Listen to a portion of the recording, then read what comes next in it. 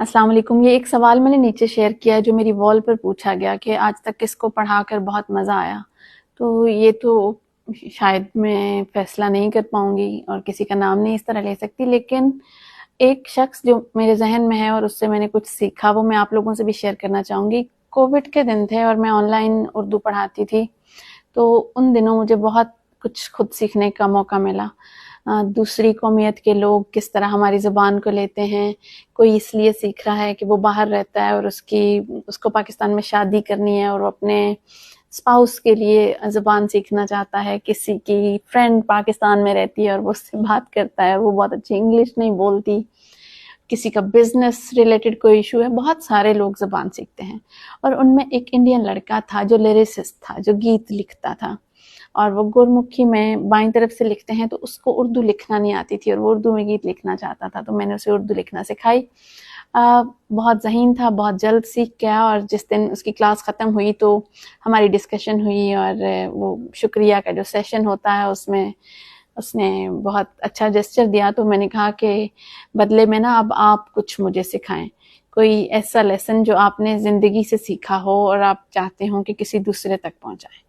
تو سوچ کر کہنے لگا کہ میڈم ایک بار جب میں نے شروع میں لکھنا شروع کیا تو میں بطور اسسٹنٹ کسی میوزک ڈائریکٹر کے ساتھ کام بھی کرتا تھا. تو میری ملاقات ایک بہت بڑے سنگر سے ہوئی.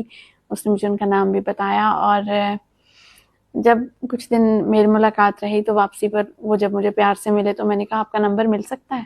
تو انہوں نے ایک بات کہی، انہوں نے بات سنو لڑکے، اس سے کیا فرق پڑتا ہے کہ تمہارے فون میں کس کس کا نمبر ہے، تمہاری فون بک میں کتنا بڑا آدمی ہے، چاہے وزیر اعظم ہی کیوں نہ ہو. فرق تو اس چیز سے پڑتا ہے کہ کون تمہارے فون کا منتظر رہتا ہے، کون تمہارے کال کرنے سے خوش ہوتا ہے، کون تم سے بات کر کے فخر محسوس کرتا ہے، کون تمہاری کال کا منتظر رہتا ہے.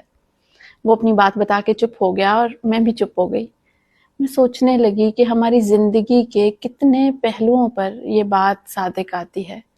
کہاں کہاں ہمارے لوگ اپنے سے بڑے لوگوں کے پیچھے بھاگتے رہتے ہیں، ان کے ساتھ چیزیں شیئر کرنا چاہتے ہیں، ان کو مہنگے مہنگے تحفے دینا چاہتے ہیں، وہاں جہاں ان کے اس تحفے کی شاید کوئی اوقات بھی نہیں ہوتی.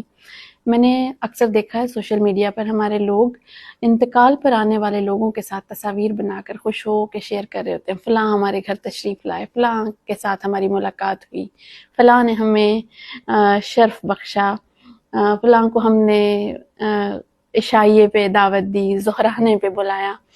تو ان لوگوں کو تو شاید کوئی فرق ہی نہیں پڑتا آپ کی اس پوسٹ سے یا آپ کی اس بات سے، لیکن یہی محبت اگر آپ اپنے قریبی رشتہ دار کو دیں جو ڈیزرو کرتا ہے، جو اتنے اچھے حالات نہیں ہیں اس کے، اور آپ اس کو اتنی محبت دیں، یا آپ کا لنگوٹیا یار جو آپ کے اس جسچر سے کھل اٹھے گا، اگر آپ اس طرح وہی تصویر اس کے ساتھ لگائیں تو شاید لائکس کم آئیں گے، شاید لوگ اس کو اتنی اہمیت نہ دیں. آپ ہی جیسے لوگ جو ان 4 لوگوں کو اہمیت دیتے ہیں جو جن کی نظر میں آگے ان کی کوئی اہمیت نہیں ہوتی، تو اس کی بجائے ان لوگوں کے ساتھ محبت کریں جو آپ کی محبت کے متلاشی ہیں، جو آپ کا انتظار کرتے ہیں، آپ کی کال ان کے لیے اہم ہے، انہیں کال کریں. بڑے بڑے لوگوں، ناقدرے لوگوں یا اجنبی لوگوں، بڑے عہدوں کے پیچھے مت بھاگیں.